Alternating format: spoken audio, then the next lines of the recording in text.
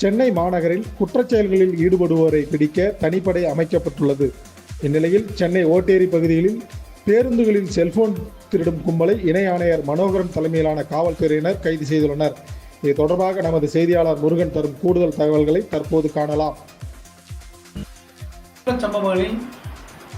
பல்வேறு குற்றச் சம்பவங்களில் ஈடுபடுபவர்களின் மீது கடுமையான நடவடிக்கை எடுக்கப்படும் என்று சென்னை மாநகர காவல்துறை அறிவித்திருந்த போதிலும் செல்போன் திருடர்களை பிடிப்பதற்கு தனிப்படை அமைத்து சென்னை மாநகர காவல்துறை ஆங்காங்கே தனிப்படையில் விசாரித்து வந்தனர். இந்த சூழலில் சென்னை நுங்கம்பாக்கத்தைச் சேர்ந்த ஒருவர் பஸ்ஸில் சென்ற பொழுது அவரது செல்போன் காணவில்லை என்பதை ஓட்டேரி காவல் நிலையத்தில் புகார் ஒன்றை கொடுத்துள்ளார்.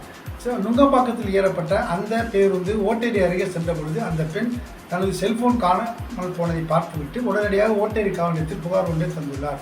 புகாரை பெற்றுக்கொண்ட காவல் நிலைய ஆய்வாளர், குற்றப்பிரிவு ஆய்வாளர் தீவிர விசாரணை செய்த பொழுதும் அப்பகுதியில் இருந்த சிசிடிவி கேமராக்களை பார்த்தபோது ஜமுனா, பாலு என்ற இருவரை கைது செய்துள்ளனர்.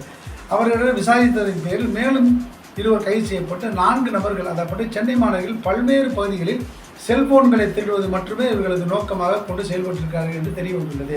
இதைத் தொடர்ந்து அவர்களிடம் விசாரித்ததில் 14 செல்போன்கள் பறிமுதல் செய்யப்பட்டு பல்வேறு பகுதிகளில் பல்வேறு இடங்களில் அவர்கள் செல்போன் திருடியது தெரிய வந்துள்ளது.